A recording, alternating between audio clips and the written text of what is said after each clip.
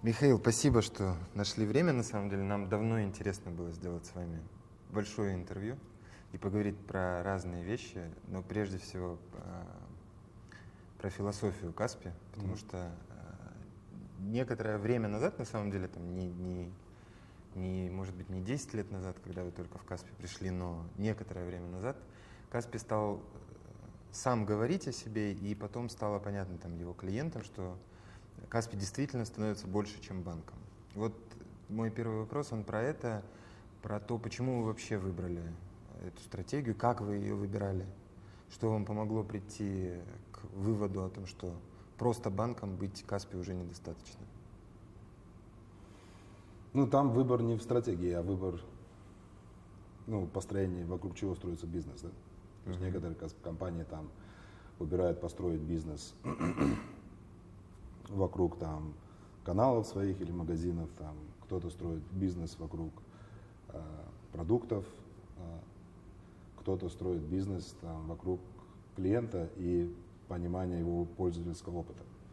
Вот, но у нас это присутствует во всех трех направлениях, но самое основное в основе это всегда клиентский опыт. То есть мы смотрим на наших клиентов и стараемся делать продукты, которые помогают им в жизни что-то упростить, сделать лучше. И любой бизнес, который мы запускаем, особенно в последнее время, вот, стратегия там помочь нашим клиентам и партнерам делать там покупки, делать платежи, принимать платежи, вот, находить информацию на карте удобным образом.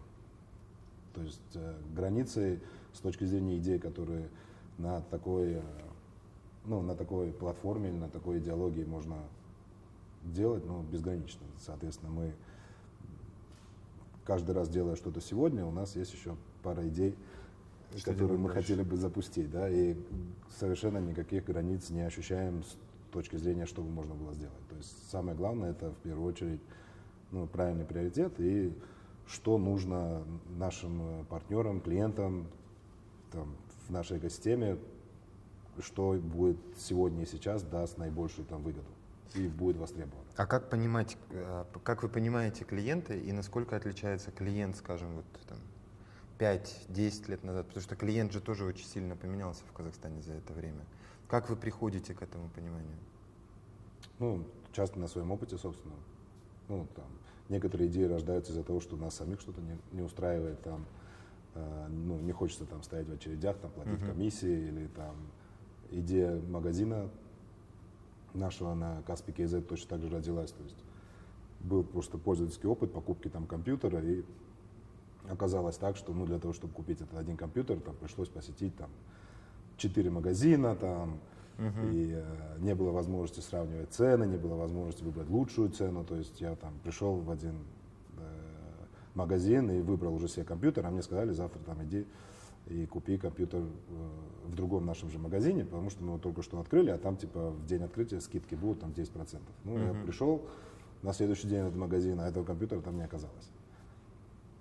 То есть я вернулся снова на следующий день в первый магазин, в первом магазине снова мы подобрали себе компьютер и так далее. И когда в момент оплаты я уже должен был оплачивать, мне сказали, вы знаете, у нас, оказывается, нового нету, вы можете вон тот, который там на витрине стоит, вот его забрать. Я, понятно, расстроился и ушел в третий магазин. В третьем магазине там подобрал себе компьютер, там, не был уверен, что это лучшая цена, но все равно подобрал себе. Хотел купить принтер, оказалось, что в этом магазине нету принтера. Пошел в четвертый магазин, и вот так я 3 дня там покупал себе компьютер с принтером. И в итоге мы подумали, а почему нельзя организовать там в интернете информацию и таким образом, что можно там сравнивать цены, выбрать товар, там, посмотреть отзывы, все это сделать самостоятельно и в итоге, владея всей этой информацией, нормально сделать выгодную покупку. Вот на основе этого, например, там, и такой же опыт был еще у других моих коллег с другими товарами. Вот, поэтому родилась идея, почему, например, не сделать магазин на Каспи.kz. Вот, там, платежи точно так же родились, там, Red наш продукт, там, Gold, который мы запустили. Точно он всегда есть что-то, что делает этот процесс и пользовательский опыт с этим продуктом намного лучше, чем все, что есть, все, что есть вокруг. И продукты делаем как для самих себя. это основная причина, почему Каспи выбирают клиенты. То, что им предлагается вот этот удобный сервис, там какой-то набор, которого в таком комплексе нет, ну, скажем, у других финансовых организаций. Или есть еще какие-то причины, почему люди приходят в Каспи? Ну, основное — это качественный продукт и пользовательский опыт с этим продуктом. То есть продукт не заканчивается в момент, когда клиент его получает или пользуется, то есть еще и процесс пользования этим продуктом очень важен. И мы, безусловно, там беспрецедентно просто работаем над каждой мельчайшей деталью этого продукта. То есть это, безусловно, вообще у нас является в центре всего. А потом уже все остальное, конечно, все в комплексе работает. Все процессы компании работают в комплексе. А каким образом компания рассказывает про свой продукт, а где можно воспользоваться этим продуктом, а каким образом там можно обратиться к этой компании, если есть вопрос. У нас в комплексе же огромное количество усилий мы вкладываем в то, чтобы постоянно общаться с клиентами. То есть, я не знаю, во всяком случае, сравнимые объемы, если мы говорим про рынок Казахстана, что компании настолько интенсивно общались со своими клиентами и старались как можно быстрее отвечать на вопросы, как можно там детальнее прорабатывать, начиная даже от смс-ки, которая приходит вам, да, и текст этой смс-ки, и заканчивая там физически, как это выглядит на сайте, как выглядит эта кнопка и что на ней написано, то мы огромные усилия прикладываем, чтобы продукт был безумно качественным. И это самое основное. Если продукт качественный, это в первую очередь является залогом того, что потом потребители и клиенты и партнеры обращаются за этим продуктом второй, третий, четвертый, пятый раз. Там более чем 2/3 всех наших клиентов — это люди, которые пользуются продуктом 2 и больше раз. И у вас сейчас, насколько я понимаю, там либо первая, либо вторая по величине клиентская база из банков Казахстана. Первая или вторая? Как считать? То есть мы не сравниваем. 5 миллионов. Мы говорим, что у нас нашими сервисами пользуются там приблизительно около 5 миллионов человек за последние 12 месяцев. Мы себя ни с кем не сравниваем. Да, это я помню, но да. Здесь мне было важно зафиксировать просто цифру. 5 миллионов человек пользуются сервисами Каспи. Вы же первоначально шли там, к какой-то цифре. Вот эта цифра, я предполагаю, что когда вы пришли в Каспи 10 лет назад, вы сказали себе, что я хочу, чтобы треть населения Казахстана или там 60% работающего населения, там, людей трудоспособного возраста, это вот примерно та цифра, которой вы сейчас обладаете, они стали клиентами Каспи. Или у вас была какая-то другая задача? Как вы это видели? Был какой-то количественный показатель, который вы перед собой ставили, когда Каспи становился вот таким банком в общем восприятии, потребительским, я имею в виду, прежде всего работающий с физическими лицами? У любого бизнеса, который работает с потребителем, конечно, количество клиентов является одним из показателей. И, исходя из этого, у нас есть понимание объема рынка. То есть мы смотрим когда мы запускаем сервис, мы смотрим на его востребованность и насколько он будет популярным, и есть какой потенциал есть у каждого из сервисов. То есть, соответственно, мы каждый раз оцениваем свои возможности и насколько рынок интересен, и скольким людям мы можем там помочь улучшить жизнь. Соответственно, такие показатели являются одним из показателей, на основе которых мы принимаем решения. Чтобы у нас был показатель, например, а сколько у нас клиентов будет через 3 месяца, через 6 месяцев, через год, таких показателей у нас нет.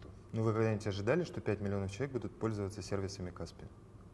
Станут клиентами? Я думаю, что у нас не было такого, что а как же 5 миллионов человек может стать? То есть мы строили продолжаем строить крутую компанию. То, что 5 миллионов стали клиентами, это в первую очередь за счет качества наших продуктов и доступа к нашим продуктам. Я к чему в том числе, Михаил, веду? Я к тому, что вы рынок... Цели такой 5 миллионов не было никогда. То есть цели там иметь 3 миллиона нет. Но то, что результатом, когда мы подводим итог, мы говорим, вот у нас столько-то клиентов. То есть это является итоговой цифрой. И вы результатом довольны, естественно? Я доволен я думаю, каждый каспиец должен гордиться результатом, который у нас есть. Но я в первую очередь и многие в нашей команде в первую очередь ориентируются на обратную связь. Да? То есть мы постоянно оцениваем качество наших продуктов, там спрашиваем звоним нашим клиентам и задаем вопросы, насколько они довольны. Около 30 тысяч звонков мы делаем в месяц только для того, чтобы спросить мнение. Вот больше ничего. То есть я не знаю ни одной компании в мире, в принципе, которая в таких объемах оценивает обратную связь по каждому из своих продуктов. А данные по июлю уже готовы у вас? Вам их уже положили или по июню последние? Ну, вот у нас это это вопрос. динамично же. То есть вы мы видите не- их ежедневно? Они Да. меняются ежедневно? Ну да, мы И можем каждый день можем зайти. Какие результаты последние? Ну, хорошие у нас там 8 из 10 ставит нам оценку 5. Мгм. Ну, то есть исследования, которые мы делаем, они отличаются очень сильно от других компаний. То есть мы не по имейлу опрашиваем, мы физически звоним. То есть у нас прям есть такой процесс, когда мы звоним один раз в 6 месяцев, то есть больше, чем один раз в 6 месяцев мы вам не позвоним с этим вопросом, мы вам задаем там 2 вопроса. Оцените и почему. Мгм. Вот. А потом уже мы все здесь начинаем смотреть обратную связь, и на основе этого рождается постоянное улучшение продуктов. То есть, если вы видите, постоянно меняется, постоянно мы что-то улучшаем, что-то исправляем, потому что всегда есть, что сделать, что можно сделать лучше или поправить. Вот. И плюс отдельно совершенно это уже инновационные вещи. Инновационные вещи, мы их отдельно делаем. Вот. И это то, что на уровне обратной связи невозможно получить такие идеи. Это мы отдельно запускаем. Все наши сервисы новые, они запускаются на основе нашего видения и чего-то крутого, уникального, что мы хотели бы сделать. Мгм. Вот вы дошли до цифры 60% трудоспособного населения, работающего населения Казахстана, ваши клиенты. И я к чему вел, я не работник банка, мне сложно судить сейчас, не работая в банковском секторе, но вот есть ощущение, что это, предел, да, то есть как вы можете там охватить еще больше? 100% населения вы вряд ли охватите, просто физически это трудно. Куда Каспи будет развиваться дальше? Каспи будет продолжать запускать инновационные сервисы, которые будут постоянно расширять экосистему. То есть мы не думаем каким-то конкретным бизнесом, да? Мы думаем сервисами, которые мы делаем вокруг. Никто не мог, например, представить, что, допустим, 3 или 4 года назад, что Каспи будет номер 1 в платежах и в онлайн особенно. Каспи будет номер 1 в e-commerce. Каспи будет сейчас работать с огромным количеством потрясающих брендов и магазинов в рамках клуба Каспи Red. То есть то, что мы запустили, Каспи Maps, это когда на карте можно найти объекты, это только начало этого продукта. То есть мы каждый раз придумываем какие-то новые продукты. И в нашей экосистеме есть, с одной стороны, наши партнеры, то есть это компании, это, как правило, розничные магазины или поставщики услуг, которым мы помогаем бизнес развивать. И у нас есть наши любимые клиенты, которые или покупают товары у этих поставщиков или магазинов, или их оплачивают. И есть огромные возможности постоянно эту экосистему расширять. То есть раньше у нас было, например, в первую очередь мы были с магазинами электроники, сейчас у нас в экосистеме появились магазины одежды. Вот, будут следующие индустрии, в которые мы будем заходить. Сейчас делаем совершенно уникальный проект вместе с колесами, где мы будем заниматься уже автомобилями. То есть мы постоянно фактически развиваемся вокруг клиентов, но клиент является, самое главное для нас не количество, а довольный клиент. Вот, это является самым основным приоритетом. А все остальное мы экосистему постоянно расширяем. Соответственно, вы, если на себя посмотрите, у вас есть какие-то ежедневные потребности постоянные. Вы оплачиваете свою коммуналку, вы хотите купить телевизор, раз в 5 лет вы хотите купить автомобиль, вы пополняете свой мобильный, вы начинаете экономить деньги и копить их на то, чтобы что-то приобрести. Вы покупаете одежду, вы отдыхаете, вы покупаете авиабилеты. В принципе, если вы посмотрите на все свои потребности в 5-10-летней перспективе, экосистема Каспи, она будет вам помогать ваши потребности удовлетворять. Соответственно, она будет вам помогать находить, покупать, сравнивать, оплачивать. И с одной стороны. И с другой стороны, мы нашим партнерам помогаем то же самое, увеличивать продажи, развивать бизнес. А вообще банк, в том понимании банка, которое существовало, десятилетия назад, 15 лет назад, он еще может существовать? Или по вашему мнению, вообще любой банк, он сейчас может развиваться только так, как развивается Каспий? То есть выстраивая вокруг себя там масштабную экосистему, заводя какие-то, как вы сказали, совершенно неожиданные вещи. Начнем с того, что я не знаю ни одного примера банка в таких масштабах, вот, и с такой бизнес-моделью. Я, в принципе, как бы очень много там разговоров, будут существовать банки, не будут существовать банки, нужны отделения банковские, не нужны отделения банковские. Но такими критериями как бы мы не думаем. Да? То есть мы думаем в первую очередь потребителям, то есть, следовательно, и клиентским опытом. Что нужно потребителю для того, чтобы он удовлетворил свои потребности. То есть, в частности, там, если нужно физически куда-то прийти, для этого нужны будут магазины, для этого нужны будут банковские отделения. То есть у нас нет задачи типа там сделать что-то без чего-то. Вот. Мы смотрим на клиентов и стараемся сделать так, чтобы в первую очередь как бы им было удобно. Если мы верим в то, что вот что-то сегодня и сейчас уже не нужно, мы, соответственно, обучаем наших клиентов для того, чтобы они не делали. То есть, в частности, прием платежей, к примеру. Да? Но чтобы сделать прием платежей, мы же могли там взять и поставить там не 5000 терминалов, там, а 10 тысяч, там, не открыть там отделение по всей стране для того, чтобы принимать платежи. Но мы посчитали, что для приема платежей не нужно физическая инфраструктура, достаточно просто пополнить электронный кошелек Каспи или иметь Каспи Голд, и с него можно в онлайне, не выходя из дома, делать покупки и платежи. Вот таким образом мы также и меняем поведение, экономим как бы время и деньги нашим клиентам. Может ли там существовать банк, не может, но есть одна вещь, которую мы глубоко верим, что людям не нужны деньги, да? То есть просто так. То есть людям нужны, если кредит рассматривать, то есть каждому из нас нужен кредит для того, чтобы что-то приобрести. Вот, соответственно, наша роль как раз не в том, чтобы просто дать деньги, да, а чтобы помочь потребителю на эти деньги сделать выгодную покупку. Вот, и наша экосистема, она как раз в этом и заключается. То есть мы ее все больше и больше расширяем для того, чтобы вам дать возможность быть вместе с вами в конечный момент, когда вы делаете покупку. И помочь вам сделать эту покупку, оплатить или дать вам кредит, если у вас денег нету, вот, достаточно в этот момент. Вот, выгодность, то есть там бонусы вам дать, чтобы первый шаг как бы вы сделали в направлении такой покупки. Да? И потом после этого мы видим потрясающие результаты, там, огромный, высокий уровень очень оценки, то есть очень довольны клиенты, и повторное пользование. То есть постоянно как бы наши клиенты к нам возвращаются. Вот. И мы прикладываем беспрецедентные усилия для того, чтобы постоянно улучшать качество обслуживания, там, постоянно быть на связи с клиентами. Для построения, понятно, вот такой структуры, какой сейчас является Каспи, нужен какой-то, опять со стороны так кажется, что нужны какие-то совершенно новые подходы к подбору сотрудников, к тому, какие должны быть эти сотрудники. Да, вы как набираете людей в команду и кто вам нужен сейчас в команде, кто является сейчас там, я не знаю, ядром вашей команды? Какие это люди, какие это специалисты?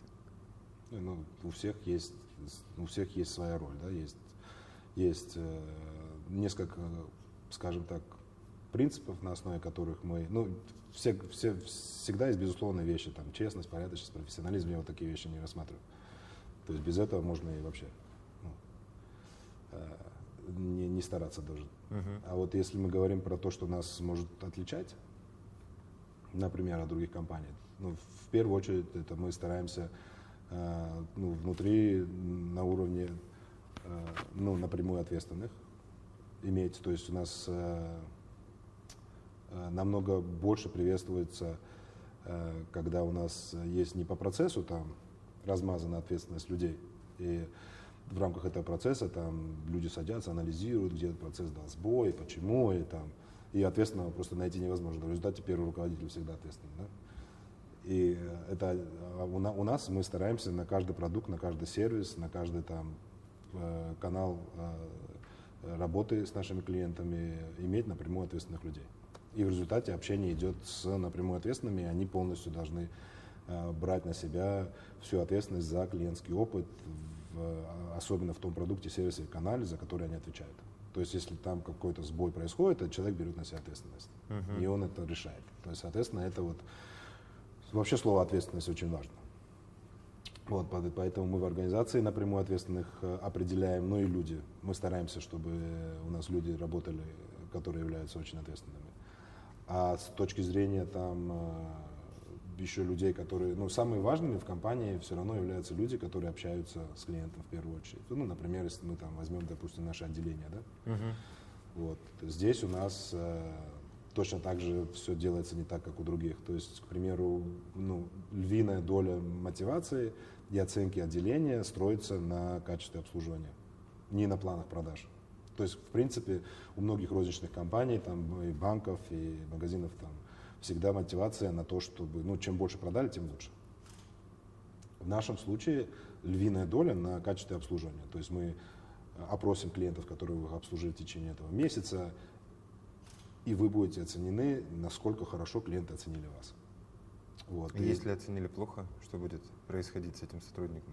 Если оценили плохо, мы, ну, во-первых, есть несколько инструментов, то есть сама оценка, она сама по себе как бы является таким градусником замерить, ну, насколько все хорошо, да? Но очень важны сами комментарии. Соответственно, мы физически собираем все комментарии, которые нам клиенты дают, вот, и потом после этого мы садимся, у нас есть видео наших отделений, и наши сотрудники садятся вместе и разбирают конкретно ситуацию, что произошло, почему клиент недоволен. То есть намного важнее не просто получить оценку, а еще исправить ситуацию, сделать какой-то вывод. Ну, если посмотреть там за последние там 4 года, там 5 лет, да, насколько увеличилось и изменилось вообще отношение клиентов даже в Каспи самом непосредственно. То есть я вижу огромное количество там обратной связи и от клиентов, и от друзей, которые говорят, что, ну, люди стараются не просто там прочитать какой-то текст, который у них есть на экране, а на самом деле понять, что нужно вам, как я вам могу помочь. И вот это, ну, супер важное изменение, которое у нас произошло там за последние там 4-5 лет, когда мы поняли, что значит идеология клиентоориентированности, заботы о клиентах в действии, а не просто там какие-то общие слова об этом. Вам вот сейчас, чтобы этот важный момент не выпал, вот все, о чем вы говорите, клиентоориентированность и так дальше, это ясно, что это такая, ну, философия, да, скорее, да, всего Каспи. У нас в действии. Да. И плюс действия, которые вы совершаете. Но акционеры же банка, и вы в том числе акционер Каспи, вы же ставите задачи перед менеджментом и опять же перед собой в том числе по тому, сколько Каспи должен зарабатывать? Нет.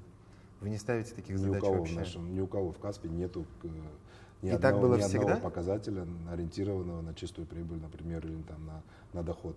Практически ни у кого нет. Это всегда так было? Или это то, к чему вы пришли недавно? С точки зрения заработка чистой прибыли никогда не было показателя. Это не говорит о том, что я, как руководитель компании, не смотрю, в какой финансовой ситуации находится моя компания. Потому что нужны доходы, нужны прибыль для того, чтобы инвестировать и зарабатывать, и инвестировать в классные вещи. То есть, если нет доходов, нет прибыли, ты не можешь делать ничего нового. То, что Каспи постоянно инвестирует, это говорит о том, что, ну, у Каспи есть хорошая финансовая, как бы здоровая прибыль, здоровая ситуация. Вот. А раньше были показатели в основном ориентированные на какие-то количественные вещи, там, например, прибыль, не прибыль, а это количество там план продаж, к примеру. Но вот за последние там несколько лет, что мы радикально поменяли, что такого рода планы продаж, они играют меньшую роль, чем оценка качества работы вашей конкретно как сотрудника с клиентом. То есть вот приблизительно так. Ну, это немножко выглядит, не то, что выглядит, а многим, особенно банкирам, это вообще непонятно. То есть с кем я общаюсь, короче, они вообще не понимают, как не такое только возможно. Банкирам непонятно, Михаил, я вам честно говорю. Потому что, ну, ты же ориентируешься все равно вот на какие-то цифры. Вы же. Ну вот мне трудно, честно, просто как руководителю понять, что вы там не держите себе планы, например, 100 миллиардов тенге в этом году заработать. Вот мне трудно это понять, серьезно. И поэтому я как бы то впечатление, которое возникает, что это такой чуть-чуть идеалистический какой-то подход, но на самом деле у вас там внутри сидит вот эта цифра, там 30, 40, 100 миллиардов, я не знаю, сколько заработать мы должны. Или этого вообще нет? Ну, Посмотрите, в смысле, я, конечно, смотрю на цифры. Я вообще очень люблю цифры. И финансовый директор смотрит на цифры, и топ-менеджеры смотрят на цифры. И мы встречаемся и обсуждаем, какие у нас результаты и чего мы достигли. Но если мы говорим мы смотрим здесь на динамику, мы смотрим на тренды, на сравнение с предыдущим годом, на сравнение с конкурентами, вот на таком уровне. Но показателей как таковых, ориентированных на чистую прибыль, нету ни у одного сотрудника в банке. Моя роль как руководителя, понятно, что невозможно построить финансово успешную компанию, не ориентируясь на цифры. Соответственно, конечно же, я уделяю этому большое время, подвожу итоги, смотрю, что надо сделать, что поменять, тем более это финансовый институт. Соответственно, мы, конечно же, на такие вещи смотрим, но планов и показателей ни у кого нет. Вот теперь, переходя к последнему блоку вопросов, он в том числе, ваше персональное десятилетие. У вас же оно наступило 10 лет в Каспе. Да. В октябре, да? Официально будет что-то такое. Вы когда приходили в этот банк, тогда еще банк, 10 лет назад, вы вряд ли себе представляли, каким он будет сейчас. Насколько, скажем, далеки вы были от этих ожиданий и от того, что есть сейчас? Или вы изначально 10 лет назад, когда сюда приходили, переезжали в Казахстан и начинали работать здесь, вы изначально ставили себе план, что это будет такая мощная, инновационная финансовая структура, которая будет больше, чем банк? Нет, конечно. Думал ли я, что 10 лет назад, что сегодня Каспи будет и продукты, и сервисы, и экосистемы будут выглядеть таким образом? Конечно, нет. Мотивация всегда была работать с крутыми людьми, умными, и получать от этого удовольствие, что до сих пор продолжается, это самое важное. Все остальное, возможности, идеи, и как мы трансформируем бизнес, и постоянно запускаем новые сервисы, они же растут вместе с компанией, то есть у нас появляется больше опыта, появляются новые технологии на рынке, которые позволяют все это делать.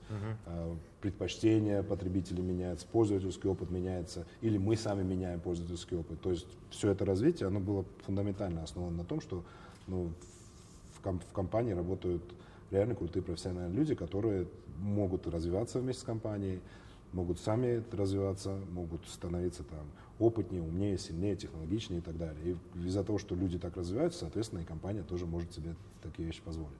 И плюс, если делает ошибки, соответственно, она про эти ошибки говорит, исправляет и двигается дальше. То есть, соответственно, это было самое важное. Когда мы делали, изначальная идея была, конечно, сделать самый успешный и большой розничный банк. Это была миссия.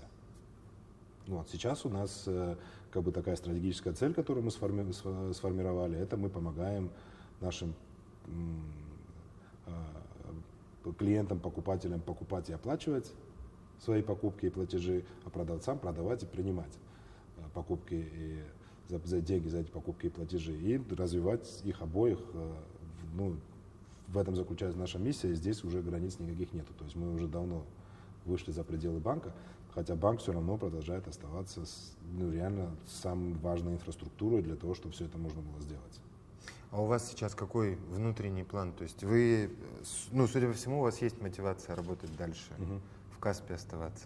То есть у вас нет внутреннего плана, что 10 лет большой срок. Вам не хочется дальше что-то пробовать новое? Вы готовы продолжать здесь оставаться? Конечно. Я планирую и думаю о каких-то дополнительных проектах. У меня есть постоянные идеи. А они будут дополнением к Каспи?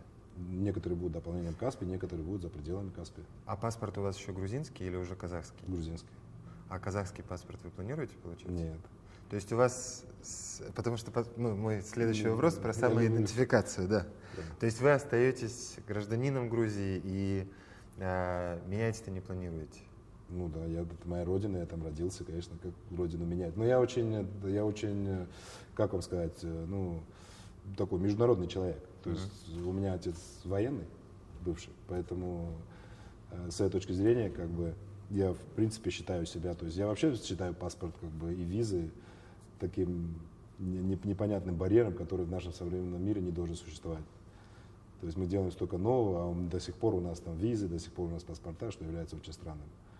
В целом, как бы, Грузия — это страна, где я родился, и я Грузию очень люблю, у меня там родители живут, и сестра, и вообще в Грузии все хорошо. Я не знаю, вы ездили? Я очень люблю Грузию, да, я много раз был. А с Казахстаном, это в моей жизни, это единственное после Грузии, где самое большое время я провел вообще. Если все вместе сложить, то есть в Штатах я учился в бизнес-школе, в России я работал несколько лет до того, пока приехать в Казахстан. То есть после Грузии Казахстан — это самый большой период времени в моей жизни, где я провел. Страна, в которой я провел. И вот если сейчас, например, вы приезжаете в отпуск, я не знаю, в Грузию к родителям, и у вас там друзья старые, которые вас там 10 лет не видели, они вас спрашивают, как вам в Казахстане, Михаил? Вы как ответите на этот вопрос? Они, как правило, не спрашивают, они говорят: ничего себе, как круто там ты в Казахстане. Конечно. Если это будут другого типа люди, которые вас на самом деле не знали, да, там, и не знают какие-то новости о вас за последние 10, совсем не информированные люди, они вас будут спрашивать: Михаил, стоит начинать бизнес с Казахстаном? Вы что будете отвечать? Я скажу, что стоит, конечно. Почему? У меня очень прагматичный рынок, один из самых больших, 18 миллионов человек. Но если мы про Грузию говорим, там 3,5 миллиона, да, соответственно, это, то есть потенциал рынка, стабильность, и я верю в то, что сейчас начинается цикл экономического роста, то есть следующие несколько лет должен быть хороший рост. И сейчас когда мы видим, смотрим, мои друзья уехали, например, год назад, сейчас приехали, то есть они видят, как в целом уровень поднимается. То есть они в среднем, просто визуально даже, когда они приезжают, они говорят, что в Казахстане, когда мы были 2 года назад и были сейчас, то есть мы видим эти позитивные изменения. У меня друзья, которые, в принципе, довольно близко к бизнесу и так далее. И поэтому это все хорошо. А в какие сферы в Казахстане стоит инвестировать? Вы бы сказали своим знакомым или незнакомым людям? Это я для себя ставлю лучше. А с Грузией вы какие-то проекты хотите делать? Нет. То есть у вас нет такого внутреннего плана? Грузия потрясающая страна, очень маленькая. То есть все проекты будут связаны с Казахстаном? И за пределами Казахстана, если вы приоритеты поставите по размерам рынков, то есть меня в первую очередь одним из критериев все-таки является размер рынка. То есть чем больше рынок, тем больше заинтересованность в нем что-то сделать. Но при этом Каспий будет оставаться казахстанской все-таки структурой. То есть вы не планируете... Я верю просто, что в Каспии и в Казахстане огромный есть потенциал развития. То есть, несмотря на предыдущий вопрос, 5 миллионов и так далее, у меня, в принципе, исторически я очень сильно отличаюсь сфокусированностью. То есть я очень фокусированный. И поэтому, если я прям вижу, что сфокусируясь на чем-то одном можно достичь больших результатов, меня очень сложно отвлечь от этого. То есть я верю в то, что Каспий, экосистема Каспий вместе с партнерами, с теми продуктами, которые у нас есть, продукты, которые будем делать, огромный потенциал в Казахстане. И кроме того, что огромный потенциал, Казахстан реально с помощью Каспий может стать на мировую карту инноваций, потому что такого бизнеса с таким набором сервисов в таком виде не существует нигде. Мы встречались, есть у Alibaba есть американский президент. Я имею в виду, он американец, он президент компании. Не сам Джек Ма, который отвечает за отношения с инвесторами и так далее. Он, когда мы ему рассказывали, в Каспи, что делать в Казахстане, он был в шоке. Он не мог поверить, потому что в Казахстане такая компания существует. Конечно, у него был вопрос: а как вы расти собираетесь? Потому что всего лишь 18 миллионов. С его перспективы китайской, понятный вопрос, да. Но эта встреча была, по-моему, 2 года назад.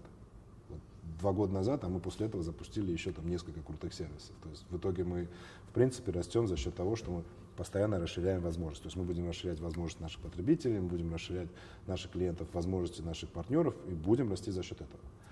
И рост не сбавляет темпы.